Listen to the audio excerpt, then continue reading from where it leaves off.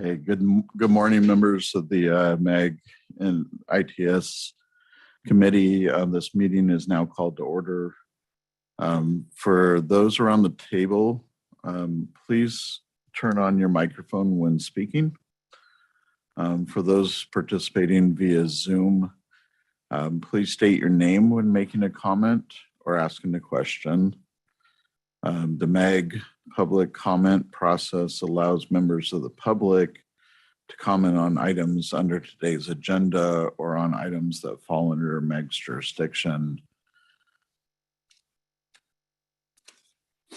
If you would like to comment at today's meeting, please fill out a white request to speak card located on the information table in the hallway and give it to MAG staff. If you parked in the garage, parking validators are available on the information table by the door. If you purchased a transit ticket to come to the meeting, please see staff for a ticket. Hearing assisted devices are available from MAG staff. And we will now begin the meeting with a roll call of all members. And I'm going to turn it over to Eric for that, correct? That's right. Thank you, Chair. When I call your name, please indicate that you are present for the record. I'll start with those in the room. Albert Garcia. Present. Michael Hunt. Present. Simon Ramos for Bruce Littleton. Present. Ellie Voleston for Kathy Hollow. Present. Kieran Jordan. Present. Okay. We have Chair McKenzie present, and then I'll go through the list online virtually. We'll start with Danielle Vilgers in for Elizabeth Hall. Present. David Lucas. Here. Dean Weber in for Tony Abbo. Here. Paul Robbins in for Hugh Bigalk.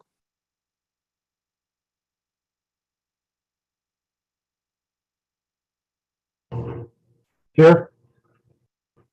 Micah Henry. Hey, Eric, I'm here. Griff in for Hong Ho. Here. Let's see, David Lucas. Marshall Regal. Here. Raquel Schatz. Here. Mike Sutton. Here. And John Willett. Present. Is there anyone else that I missed? This is Tessa with the City of El Mirage. I just hopped on the call. Okay, thank you, Tessa. Okay, Chair, we have quorum. Thank you, Eric. Our next item is called to the audience. This is the opportunity for the public to comment on items that fall under MAG's jurisdiction that are not on the agenda or that are on the agenda for discussion and not for action. 15 minutes will be provided for the call to the audience agenda item unless the committee requests an exception to this limit. I have received 0 requests to speak cards for this agenda item. MAG also provides the opportunity for members of the public to submit written comments via the MAG website 1 hour prior to the meeting. Staff, do we have any written comments for this item? Thank you, Mr. Chair, members of the ITS committee. As of today, no written comments were received. Thank you, Omar. Our next item will be item number 3, approval of our minutes. Our next item is approval of the October 5th, 2022 meeting minutes. Does any member of the committee have revisions? Mr. Chair, I have one for section 7 for City of Phoenix.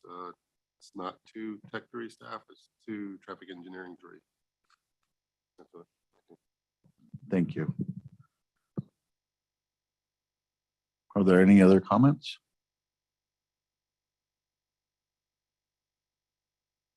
Okay, hearing none, is there a motion to approve the meeting minutes with the revisions as noted by Simon?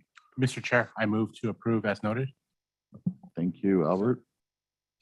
Simon seconds. Can I have a voice vote of those in the room? Those in favor say aye. Those opposed say nay.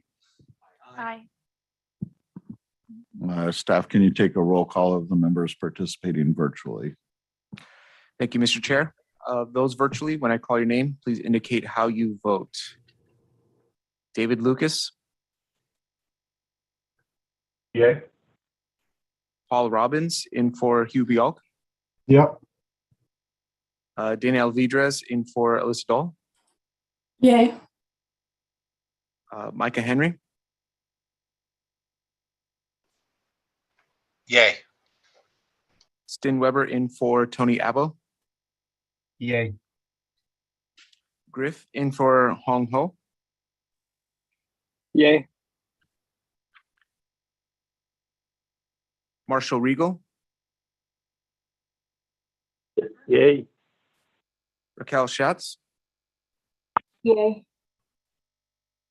Mike Sutton, Yay. Tessa Wessel,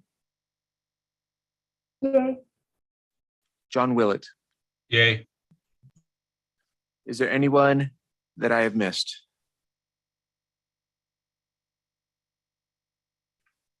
Mr. Chair, the motion passes. Thank you. So our next item will be a report from Meg, TSMO Program Manager, Jeff Jenk. This item is for information and discussion. Thank you, Mr. Chair. Good morning, member of ITS committee. The first item on my report, as usual, is the federal updates, and we're glad to have Mr. Keon Jordan, which I was promised to stop calling her the new Tony Whitfield, but to provide this update. Thank you, Jeff. I have just one update this week. Crash Responder Safety Week is coming up in less than 2 weeks. It's from November 14th to November 18th. And I provided a link below to add more details to what's going on there. But FHWA will be providing training to first responders to avoid secondary crashes and on how to take control of the situation when it first occurs. And that's all I have. Great. Thanks, Keon. Next item, please. Now, this item is just a recap of this workshop that taken place October 25th.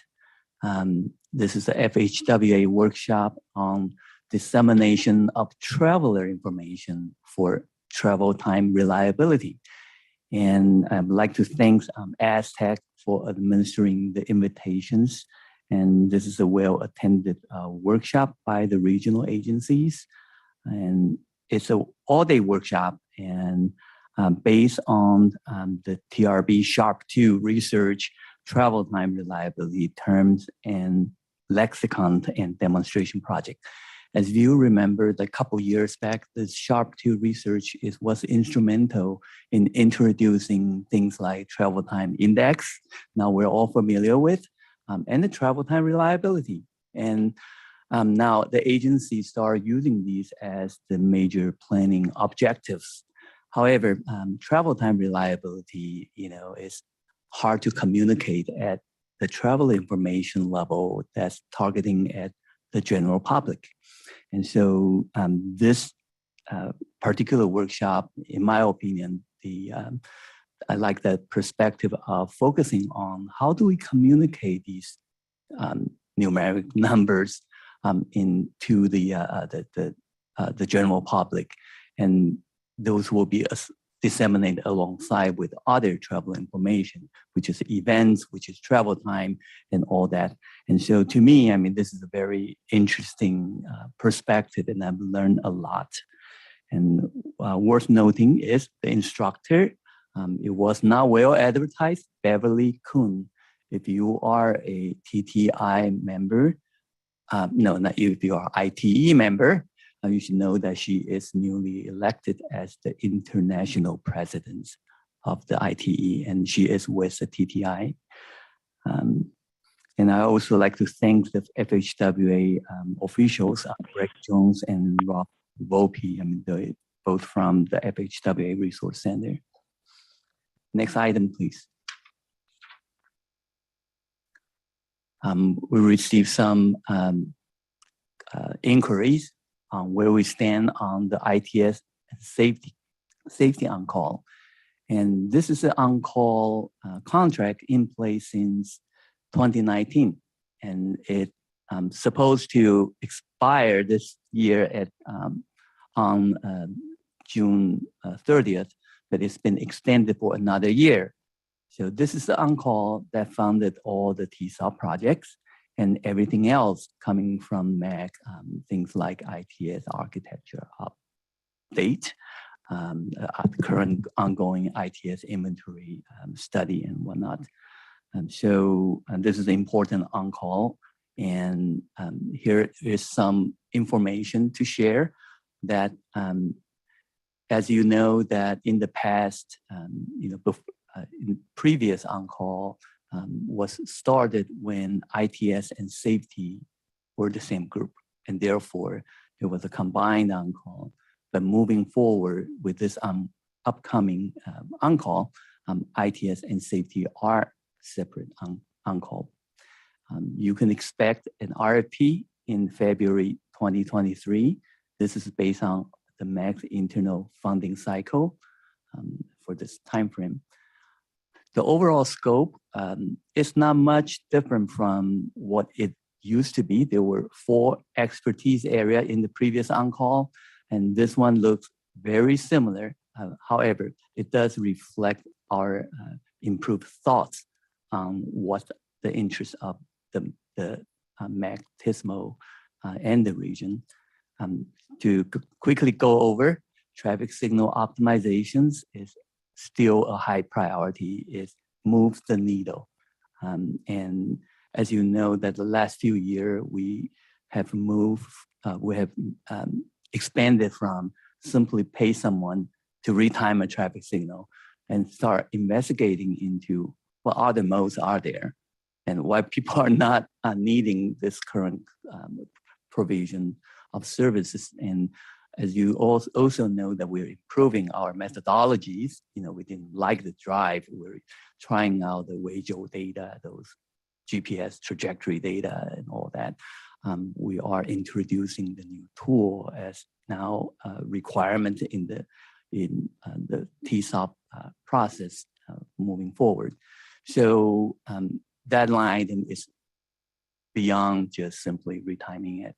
We will collaboratively, we'll have put in resources, and there are opportunity for us to look into these or other things, on the move. The second area is operations support, and that is a very large, wide general categories, as we call, and this generally refer to people's intuitive question like, hey, how's adaptive things going on in these regions? And adaptive signal control as a subject of interest, everybody is or have this interest. We know ATSPM, and there are counties offers. There are a lot of private efforts. EVP, yellow clearance, as we all discussed here and on Aztec, red light running. We know we have we're introducing.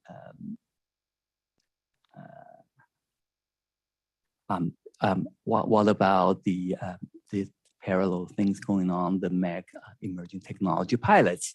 What did we find? Were there anything that we could salvage consideration for sharing with the member agency and all that? So there are a lot of activity that we could conduct under this general category. And then the third bullet is the inventory and performance reporting. Internally to MAC, this is one of a high priority item. As you know, there is a study going on to develop the functional requirements, and there is a subsequent effort after the study to actually start developing some tool that we could collect the inventory data.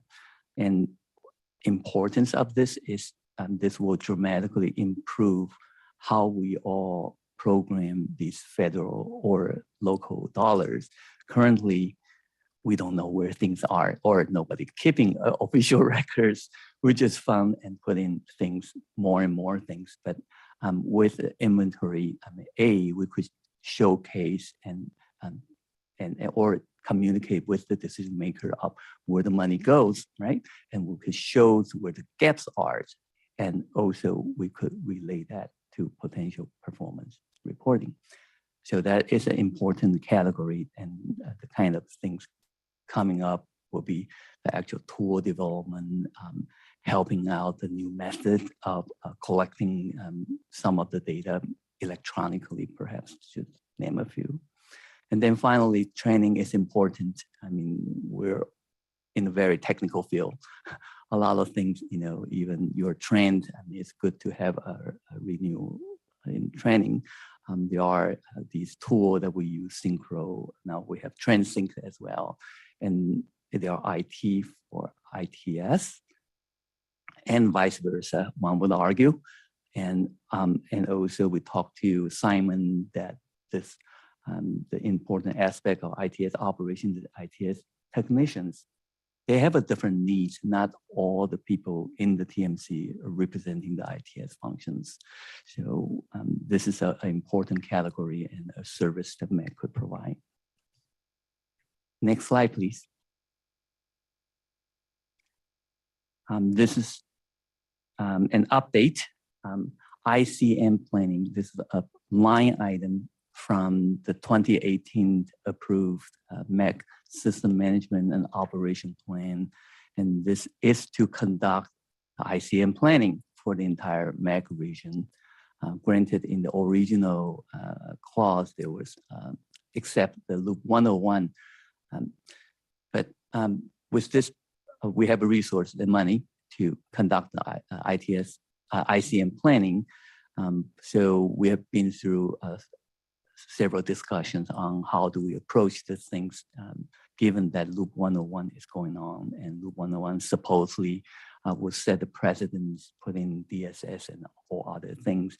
And so what we now understood the scope of this MAC effort is to develop these essential pieces, whereas you have a DSS or not, you still need a local responses. And a lot of our ITS effort and focus is on developing the arterial traffic signal response plan in light of the freeway closure and not. So that with that scope in mind, the way we're approaching this is to do a two-phase process. And currently phase 1 is going on. The performance period is now and will end it around February. And this phase 1 is to go all over, sit down with each agency to say, do you need that? Where? And if you don't need it, please tell us why. As a documentation, then we will get a whole regional map as to where indeed those planning efforts are needed. Then with that, we'll have the level efforts estimates, so we could move ahead with the phase 2, the ICM planning. So next slide, please. Well, this is an update of the TSOP, and important stuff for 2023. We've done 2 waves of culvert project. The first wave, there were 12 projects proposed, but was consolidated into 8. So there are 8 task order issued, consultants selected, and MAC staff assigned. We're starting work. The performance period is November to January of next year. And the second wave, the ITS committee approved on October 5th. And unfortunately, the next level of approval is a transportation review committee that they cancel the November meeting. So now we'll have to wait for another month.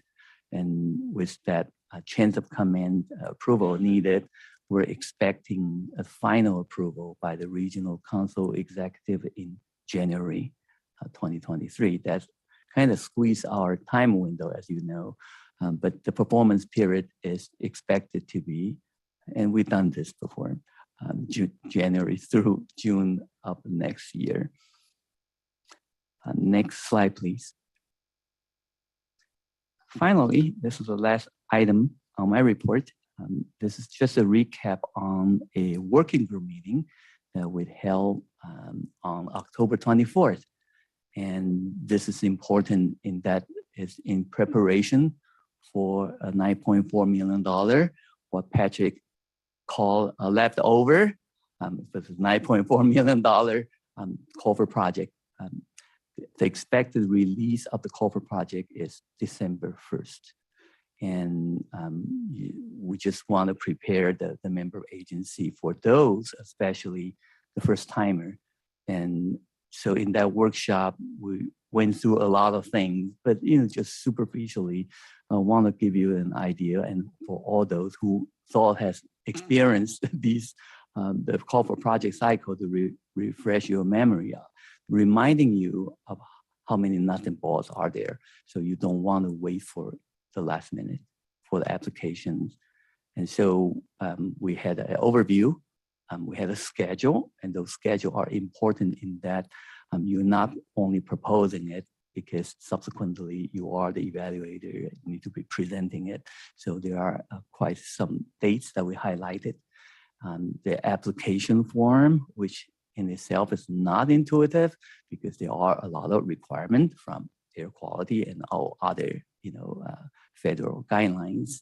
And then we show you all the different module of evaluation, including your own, the qualitative input from the member agencies as one component to it, and how we result in the final score. So that concludes my program manager's report. Any question?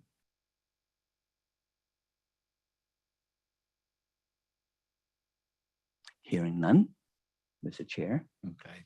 Thank you, Jeff. If you do have questions that you come up with afterwards, please contact Jeff directly. With that, we're going to actually turn it over. Item number 5 is the City of Tempe Adaptive Traffic Signal System Update. This will be presented by City of Tempe Senior Traffic Engineer Ellie Volson. This item is for information and discussion, and I'd like to invite Jeff Jenk to present just a brief overview of this item. Thank you, Mr. Chair, a member of ITS committee. I would like to provide a little background for this project. This project is funded by MAG as part of this larger effort, trying to mitigate the potential impacts brought along by the I-10 Broadway curve constructions. And as you know, that this is the first major freeway reconstruction in this region through the urban core. So we've done a lot of homework before the construction even began. And as we know that all the freeway construction come with their own traffic management plan. However, they usually ended where it hand off to the local arterial. They for the magnitude like I-10 Broadway curve, we really need to look at a wider area impact, anticipating where people might divert to.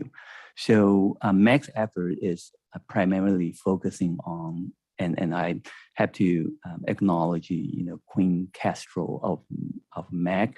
She represents the overall initiatives and that include potential alternative modes, improvements, and the communication plan, as well as this particular ITS pieces that the TISMO group is executing.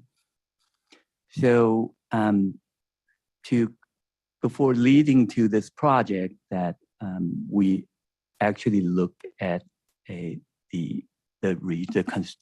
project area and start identifying, which is a guesswork, where the potential diversion routes are. And there was another effort to assess the operational conditions from ITS standpoint. And the basic idea is that, want to make sure that it's, basically functional, able to control, monitor, and update timing plan and whatnot. And then the third effort is we help to improve those arterial corridors. And this particular project is part of that effort. And so both City of Phoenix and Tempe are in the immediate project impact area. So both city got equal amount of funding, and Tempe's decision is to implement the adaptive traffic signal plan.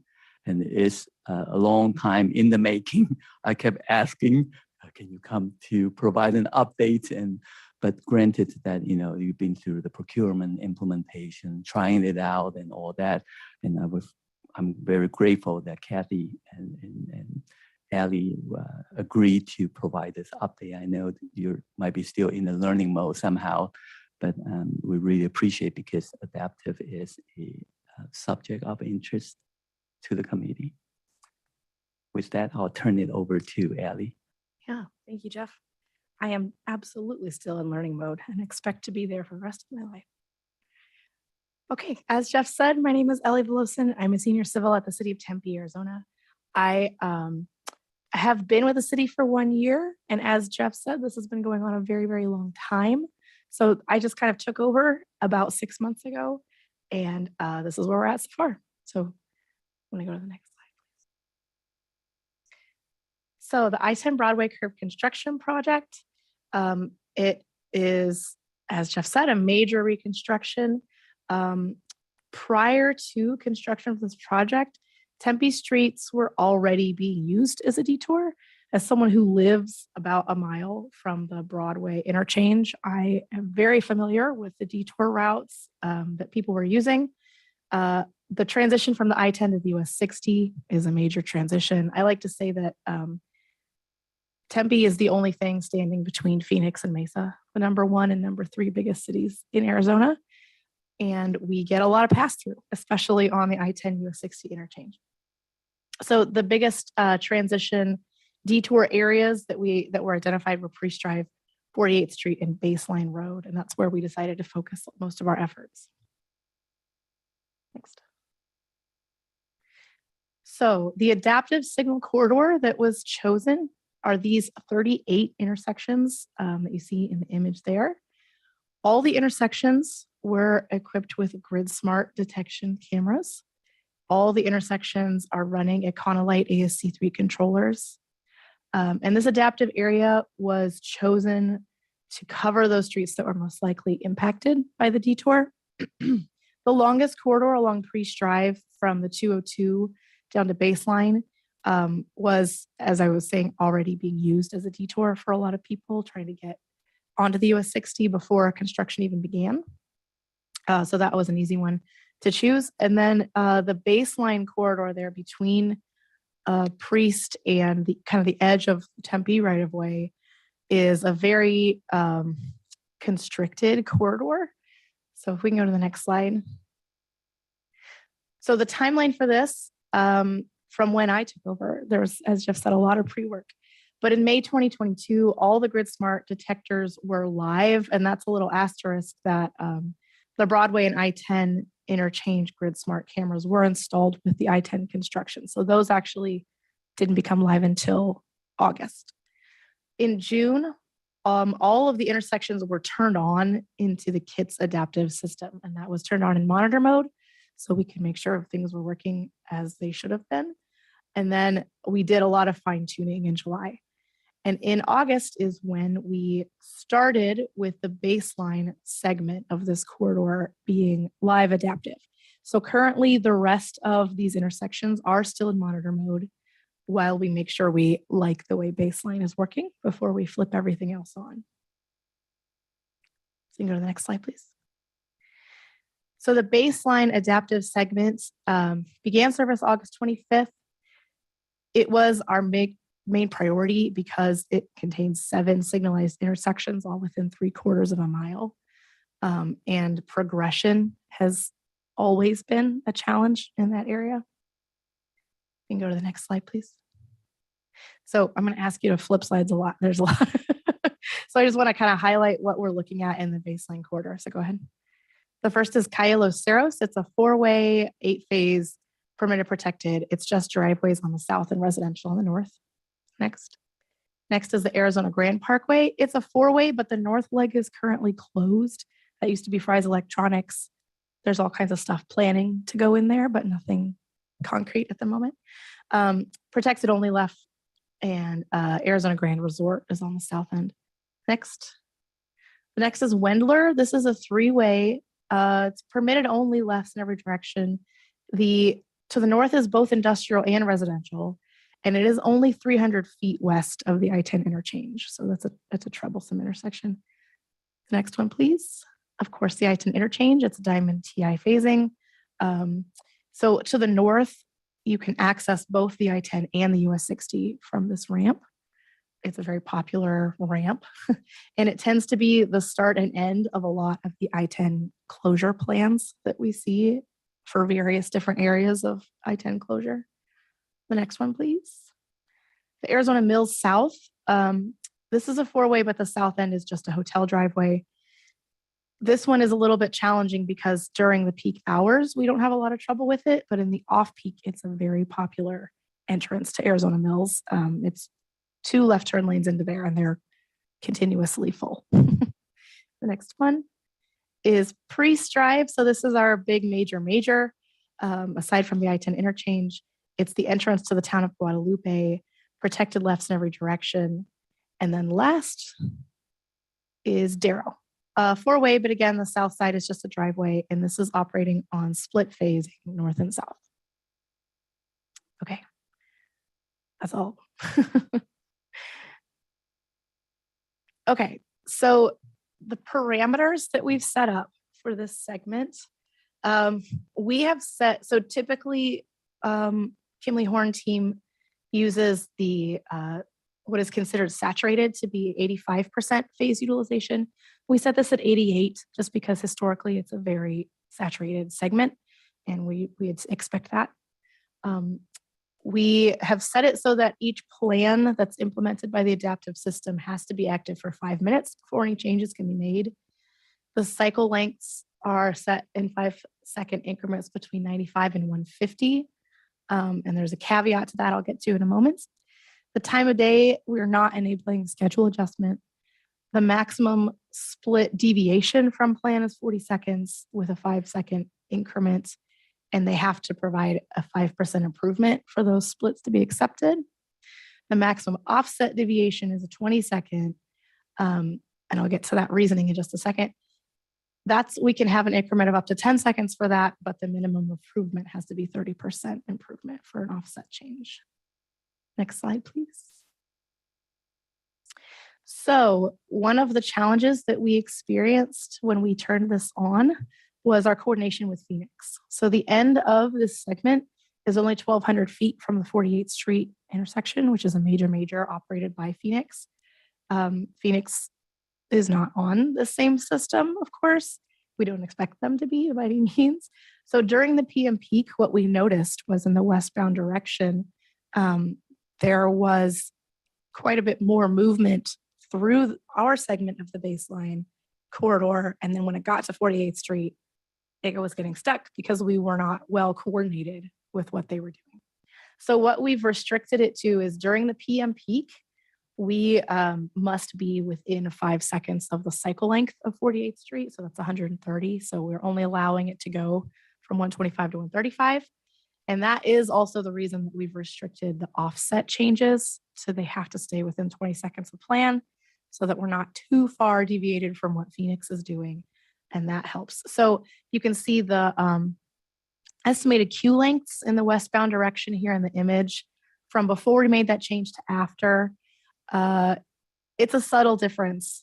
But you can see that the queue lengths that are in the longer side are more orange, and the queue lengths that are on the shorter side are more blue. So that kind of indicates that that change helped. In the after condition, we have more often we have shorter queue lengths in the westbound direction. So that did help a lot.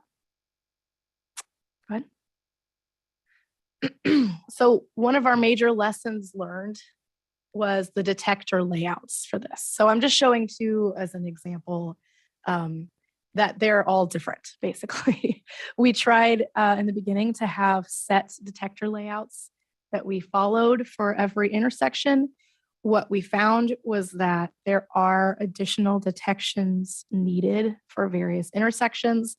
And as much as we tried to stick to our original layout, that's not the case. So we ended up needing to create kind of a standardized spreadsheet that we could fill out. We do have these printed in the cabinets at every intersection so that any techs or anyone who goes to that cabinet knows what they're looking for. And we have, so at every intersection, there's departure detectors, advanced detectors, stop line detectors, and extension detectors. And they're all different. We only have 64 available spaces in our detector rack. So it becomes a little bit of a challenge, but we've made it work so far. Next intersection. The next one I want to show is our challenges at the I-10 specifically. So at these interchanges, the detection is a unique challenge because we have basically 64 detector spaces for basically what is 2 intersections at this point. So the way we've set it up is we placed stop bar detectors for the left turns that are calling the same phase. So you can see in the westbound direction there's 1 on the outside and 2 on the inside. So those are calling the same phase, the same thing in the other direction. So the trade-off for that is that the stop bars on the outside, everywhere else we have a separate stop bar detection for every lane. For the left turns, we have to combine those 2 lanes together so that we have enough basically. And one of the huge challenges we've had at this intersection is the fact that it's an underpass means that there is a shadow. And you can see this is looking on the southeast corner of the southeast side, looking towards the deck. At that time of day, that photo was taken.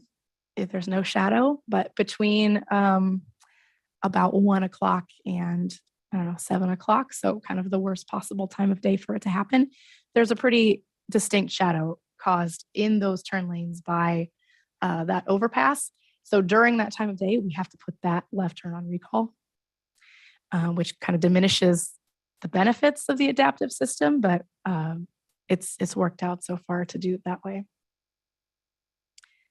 Unless all the cars coming are white or silver, in which case it works great.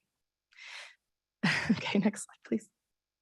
Okay, so just some of the results, and I know these are a little bit tricky to read, so I'll kind of spend some time on them. So what I'm showing in the next 3 slides, on the top is a display of the arrival on green for the overall corridor, and on the bottom is phase utilization for the I-10 interchange specifically. And I'm just kind of using that interchange as a proxy since it's kind of the most major intersection in the corridor. So the arrival on green, of course, we want the more cars that arrive at the green, the better. So you can see this is for the AM peak specifically. The amount of time we spend with arrivals on green in the green has increased, and the amount of time we spend with arrivals on green in the red has decreased. It is a subtle difference, but it is certainly a difference, and we'll take what we can get for sure. If you look at the phase utilization, that is a little bit of a mixed bag because prior to adaptive, we are optimizing for one direction specifically. So that one direction that we were previously optimizing for, the phase utilization is maybe a little bit worse after adaptive, but in the other direction, it's quite a bit better. So it's a trade-off for sure. In general, though, the arrivals on green are improving across the corridor, and we'll take that. So that's for the AM peak specifically. And if we want to go to the next one, the PM peak. So in the PM peak, we see a little bit less of an improvement, and we can expect that because it is a saturated condition. There's not a whole lot we can do when everybody is backed up, but there is less, we do spend less time in the red in terms of arrivals on green. So if we want to look at the phase utilization though, what I really appreciate is phases 1 and 5 are our exit ramps turning on and off of baseline. So phase 5 specifically is the southbound exit ramps coming from Phoenix onto baseline. And we can see the blue is the after. So our phase utilization is actually quite a bit more. So the percentage of the phase that's green that cars are actually passing through is greater. So prior to this adaptive, we were spending a lot of time in green on those exit ramps that we didn't really need. And now we're giving it what it needs, which is really helpful, I think. Okay, and the next slide is for, that's okay, that's for the weekend. So this is where we are seeing our construction specific activities.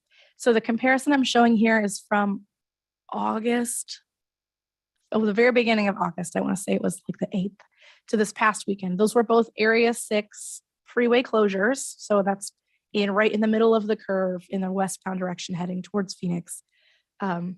It's a pretty nasty closure for us because there's only one way to get around that mountain, and that's through Tempe or through a private road in Phoenix that hopefully not very many people are using.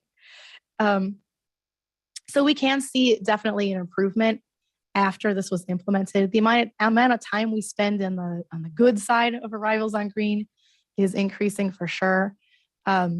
We do see, again, that phase 5 utilization has gone way up, and phase 1 as well. And that's the other exit ramp. So we're giving the through movement the time it needs by reducing the time the exit ramps don't need. And that's not something we would have been able to do, I think, without this adaptive system at all. So the next slide talks about our next steps. So detection is what I talk about most of all. We are currently in a bit of a battle with our detector system. And so as soon as that is figured out, we can go on to making sure that we document all of our detector layouts at all the other intersections around this corridor. And once that is documented and those detectors are set up correctly, then we can turn those on. So as I said, we've been in monitor mode since June. So we have a lot of really good data on the rest of the corridor that's set up, and we have a lot of good experience on baseline. So we plan to, the next segment we turn on by the end of the year will be the big long Priest Drive segment. And we are excited to see how that changes operations. It's going to be really great, I think. So, do I have any questions from the committee or anyone else? You referenced the shadow at the I-10 interchange and baseline, and that being an issue for the detectors. Is infrared not an option for you guys? I know with ADOT, we use infrared cameras for our wrong-way detectors. So daytime, nighttime shadows, it's all irrelevant. Yeah, infrared is an option. And it's something that we have talked a lot about internally. I think I wasn't there when GridSmart was chosen. And GridSmart is doing some upgrades now to try and combat that shadow problem. But we have looked at going to infrared for that specific interchange. We have to fund it, of course, but we have looked at it, yeah. And I can add on to that. So when we were deploying ours, infrared was the initial system. It's got challenges because of infrared, and it's actually a converse issue. And it is still a shadow issue. So as the system itself works, it's looking for differences in temperatures. As a vehicle sits specifically in a left turn lane during the summer months primarily, the shadow cast by the vehicle on the pavement cools down that pavement. When that vehicle leaves, it still shows that delta in the temperature. So that call holds. Now, it may be a second or two, but that second or two, as it accumulates, will impact that. So what we've experienced is that radar was a good solution where you didn't have a good visual. So as a matter of fact, on Bell Avenue or Bell Road and Grand Avenue, we're actually running 2 detection systems in tandem. We're running our Wavetronics radar to operationalize the intersection where the visual challenges, because that intersection itself is so wide and because it's a bridge, the grade of the bridge itself is challenging to be able to capture a view from across the intersection. So we use the Wavetronics as the operational detectors, and we use the Grid Smart as the data collection. And that's one thing that, you know, while I've got a large Grid Smart deployment, I understand that it's not applicable for every intersection. There are challenges that more traditional cameras, radar, are better suited. And, you know, and still, I mean, after we're going on almost 4 or 5 years, I think we turned on the beginning of 2018. So yeah, we're almost at the 5-year mark and we're still tweaking as demands change, developments come in. It's not a one thing you set and then once you get, you know, dialed in, you leave it for 3 years. You know, we constantly, you know, are evaluating and adjusting. Thank you. That's all. Thank you. I've written down Wavetronics in big letters. in my Yeah, notes. and I'll jump in there too. I think that's what we've found too, is it's just like your timing, the way that you set up detection, like you mentioned, it's kind of on an intersection by intersection basis. It's kind of on us, you know, if you have a freeway interchange there, sometimes the FLIR or the you know, the infrared works really great. Other times, not so much. You know, Grid Smart works really good at certain intersections. We found that vision, you know, Econolite vision works better for advanced detectors and depending on speeds. And so I don't think that, you know, and I think when you're looking at a wrong way driving situation, the infrared can be a huge advantage. But even then, I know that there's been some issues where even a bird can fly through, and that's why you have a TOC operator that's looking and verifying that there's not an actual wrong way driver going down the ramp, right? So there's pros and cons to everything, but I think the lesson learned over the years and having worked with all the other agencies in the valley is we're just finding that you're constantly having to reevaluate, and depending on situations, depending on construction activity, depending on, I mean, we're trying to look at this ICM stuff, you know, and the reality is at the end of the day, there's still like a necessity for a personnel. Right. Job security, right? Well, I guess it's job security, right? But at the end of the day, it's like you need to understand the limitations, the pros and the cons of each of your systems. And sometimes you do need multiple systems. And sometimes you have conflicting desires from your operations staff versus your maintenance staff as well. Because you're looking for performance data from some of your detectors. Maintenance staff just doesn't want to get called in the middle of the night. So there's always some of those conflicting things. And we know for a fact that there's limitations on all of our systems. There's always opportunities to tweak it. One of the advantages Peoria's had of recording our video data, and we're only talking CCTVs. When we get a call though, and somebody says at 3 a.m. I'm getting skipped, okay, we can go back and look and we can see what color was your car?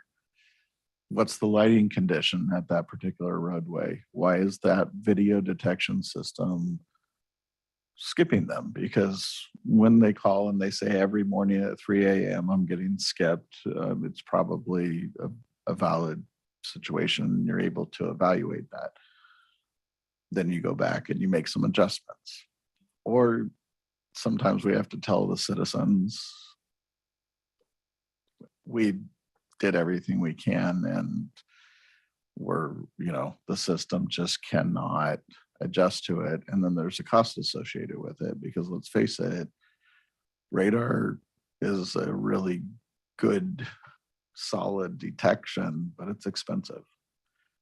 And you have funding issues. Yeah. It seems I've been in this, as I was saying, position for about a year. And since I've taken over this project, I have talked the ratio of amount of time I've talked about the actual adaptive system versus the detection is, maybe 90% of the time I'm talking about the detection. It's all about the detection. And I think that's consistent with any of our operations, whether it's time of day coordination, Sure. Mhm. adaptive, fully actuated. The foundation of a well-functioning traffic signal, let alone a corridor, is your detection. Otherwise, you might as well just be running fixed time. We can get a ton of traffic through, but Sure. you can have a ton of delay as well if we're running fixed time. So, following up on that, Steve, I think you addressed a lot of what we've learned over the last 5 or 6 years. There's different systems out there. There's no magic bullet, as much as every salesman want to come in and say, well, this will do everything you need it to do. Well, it won't do this one thing in this one place at that one time. And that one time is very, very important. So, and we learned that. We bit the bullet and we doubled up on our cost at the Belgrande interchange. And it was worth it. Because unfortunately we tried the Econoline. We tried the unique aspects of that intersection being on top of the bridge. What we were experiencing is the directional cameras worked great, but during the summer months when that huge structure changed, it shifted. Well, we would come in the morning and the zones were exactly where they needed to be. Come in about 3 o'clock in the afternoon and they were half a lane out. We're like, oh, they moved them. Something moved, the wind or what have you. We adjusted it. We came back in the morning, they were half a lane out. And so, there's just unique things that you'll never be able to accommodate or account for ahead of time. You've got to be able to react to, and understanding what the functions, the performance, and then the limitations of each system is super important and valuable, because then you can select, and sometimes you got to double up. And the last thing I want to just kind of touch on, and I know that adaptive, and Jeff, you mentioned it early in the meeting, is that adaptive is a conversation. It's a heavy conversation. It's not going anywhere. It's not going to replace our jobs. It allows us to do our jobs better. So for people to look at an adaptive system going, okay, I can just set it and forget it and let the system run, it's kind of naive. And I think it's short-sighted. Really what it allows us to do is traffic professionals is to better operate our system, be more reactive, but we still have to be just as involved. Our involvement looks a little bit different. We're looking at different things. We're not necessarily looking at, each split on a cycle by cycle or a day by day or even a weekly basis, but you're looking at other parameters. You're looking at other things. So your focus is shifted for that specific corridor or section of your agency. And it's been hugely valuable. I mean, I don't regret our deployment.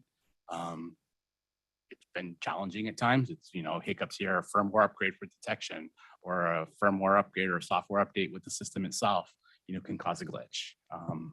You learn from those and you move forward with those.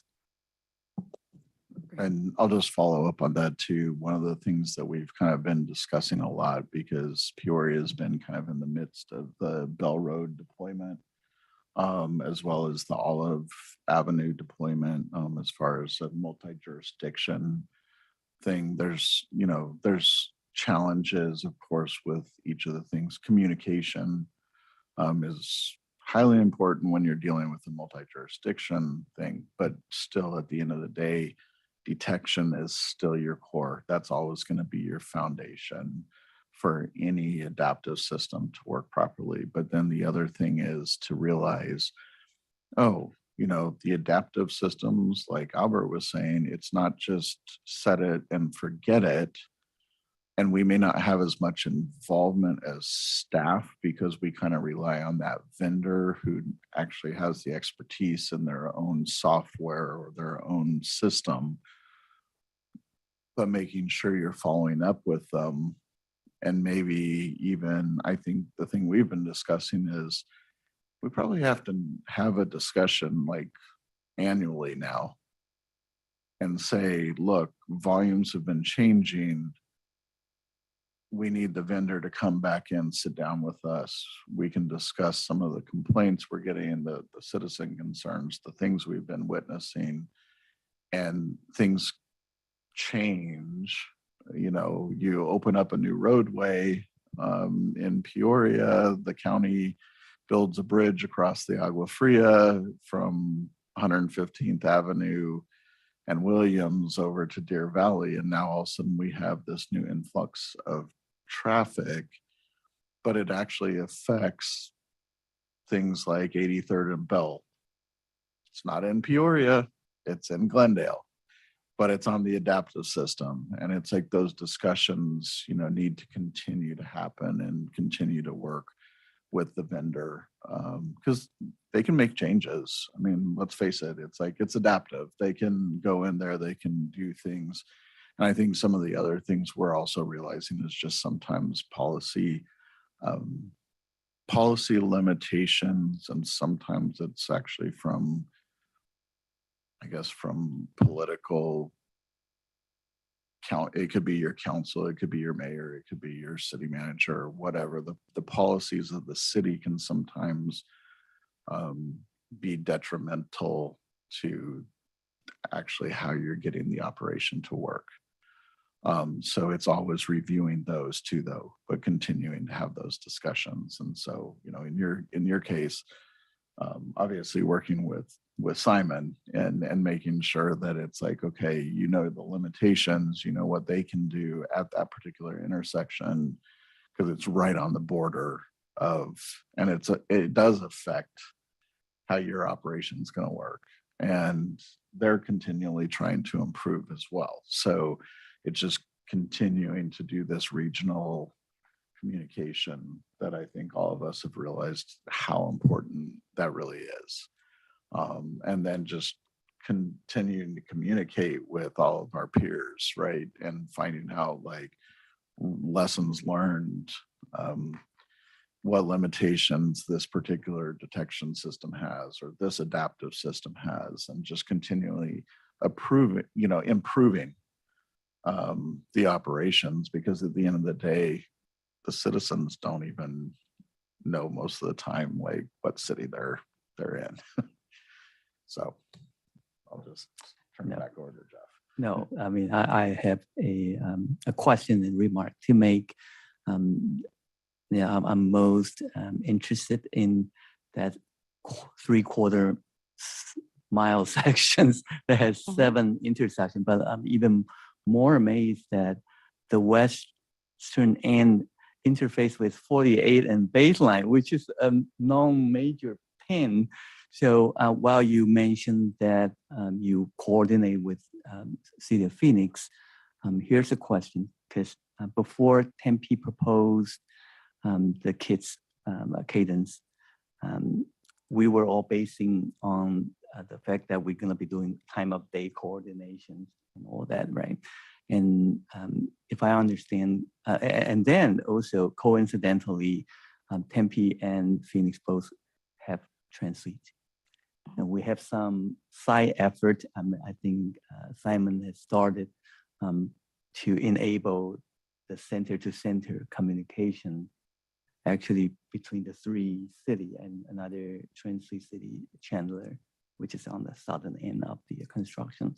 So I wonder, when you say coordination, I mean, do you actually get to use that center-to-center feature to know what they are running? Is it still split phase, or it's not that 48 and baseline? Split phase, yeah. Split phase. Oh my goodness. Okay.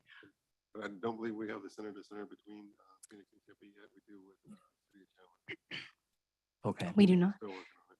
We are, as part of this adaptive, and we're starting to discover that the way our TMC IT basically is set up and the way that it functions with our city IT could use some improvement. So I think that's part of the problem, is that the way that our IT communicates with other systems tends to be a challenge. So yeah, But that's a I great just idea. want to point out that there may be an options if that center to center feature is there, that Tempe will be able to allow seeing what control parameters is Yeah. there for 48 as opposed to go out and observe, right? Oh, yeah. Well, I mean, yeah, I work with Simon and Robert and Eric, and they send me all the parameters. So I have those available as well. I think that also, maybe it's a future discussion point, but Right. we all know that kind of our ATMS software is, some of us are, several municipalities are looking at other options and trying to really kind of focus in on the fact that a center to center capability is important. And the options that brings at the end of the day too. And then I think one of the things that's tough for, I'll just be honest, the thing that's really tough for cities that rely on their IT to control their systems, another whole discussion. I know Phoenix struggles with it. I know Tempe's, we've been hearing about it. Albert, I think you and I have managed to keep our IT kind of like, we manage our own networks, and there's some serious challenges with all the security issues that IT looks at, where they lock things down, and it just makes it extremely difficult, and they don't understand field equipment. That's what I'm going to say. They do not understand field equipment. And because they're network specialists in a building, and they don't understand what we can do as far as security to lock our systems down and keep them safe. But when you're having to deal with that, that's another whole challenge, especially when it's agency to agency. So might be a good discussion point in the future. Well, thank you, Ellie. A great presentation and very informed discussion. I feel that this is something that we need to continue on, this kind of sharing at this level. So Thank you for having me. Yeah, thank you very much, Ellie. Are there any other questions like on the phone? Because I know we've kind of hogged the time. Okay. With that, thank you once again, Ellie. That was extremely informative, and it was a really good update of what's going on. We're going to go on to item number 6. It's a request for future agenda items. Are there any requests by committee members for an item on a future agenda beside what I just brought up?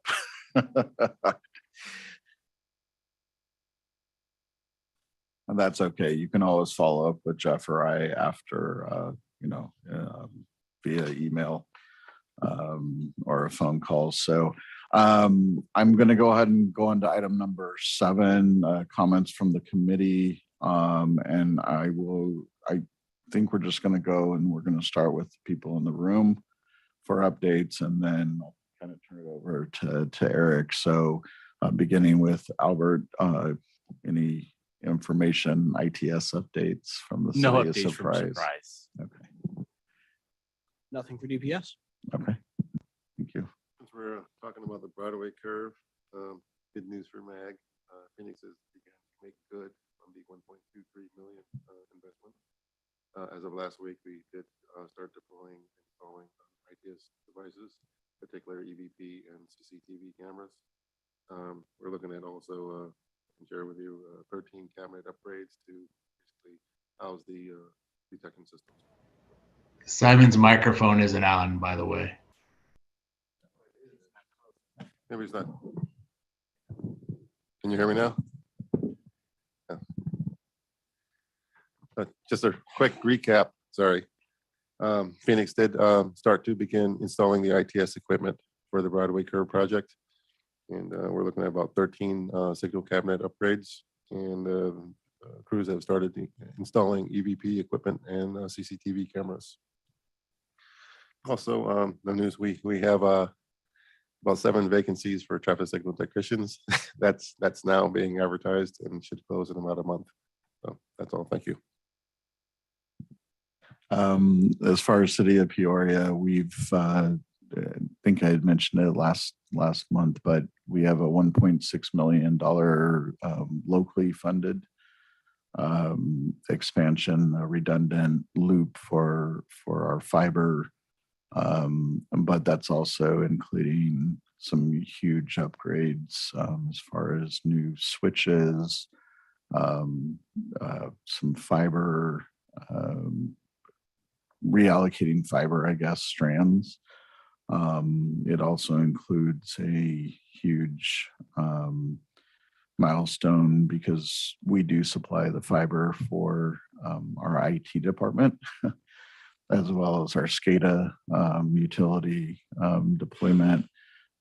So we're going to be getting a connection down to our newest community park, Paloma Park, down south of the Loop 303 off of Lake Pleasant Parkway.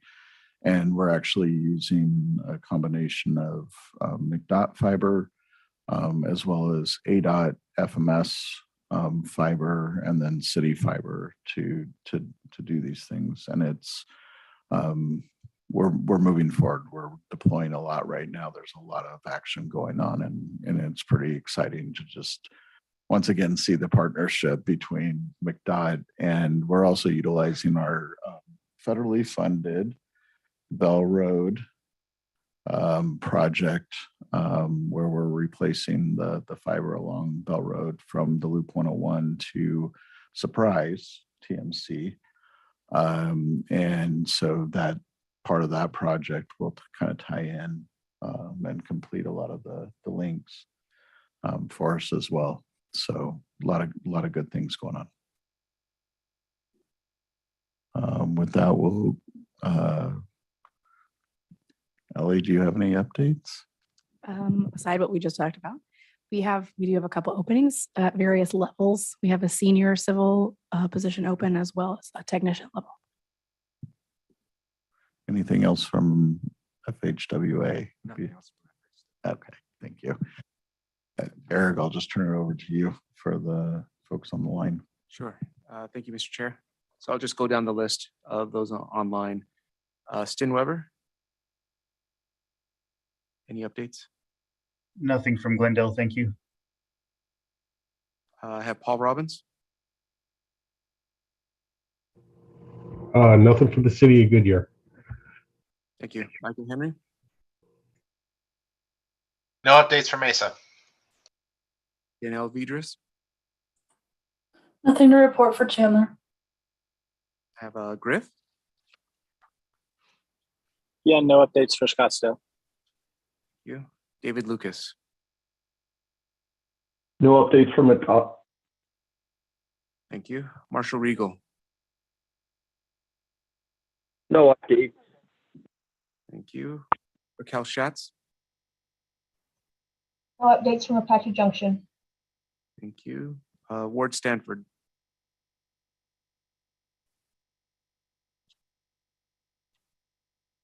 Do we still have Ward? Okay, we'll move on. Mike Sutton. Just one quick update. We obviously have a lot of other projects going on, but there's one that was just awarded for, I think there's about, I don't know, close to 50 more miles of fiber. I'd have to look at the document to be sure, but it's like a $25 million project. And it's also to tie in a few other town entities, some of their other buildings as well.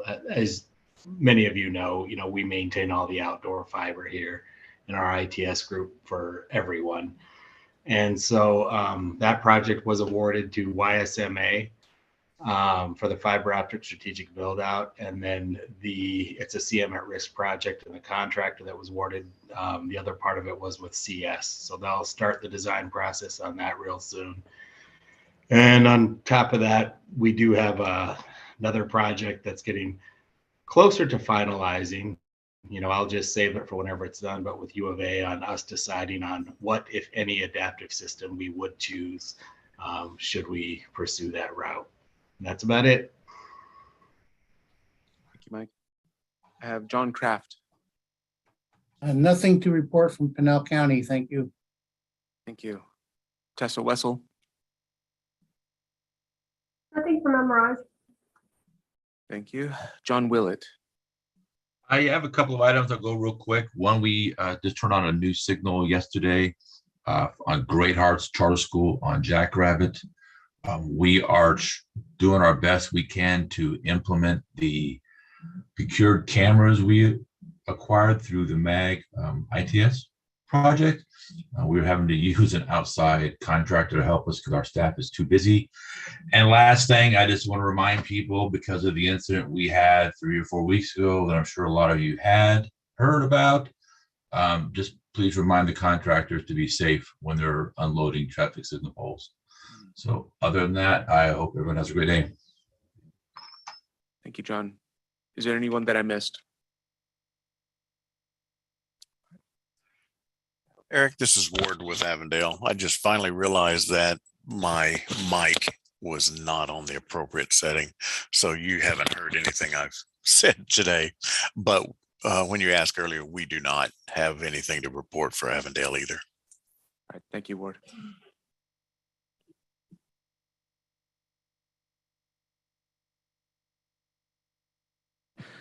Okay, so we will go ahead and bring this meeting to an adjournment. The next meeting of the ITS committee will be on Wednesday, December 7th at 10 a.m. And with no further business, today's meeting is adjourned. Thank you all. Thank you. Hey, thanks, Steve. We'll see you. Thank you.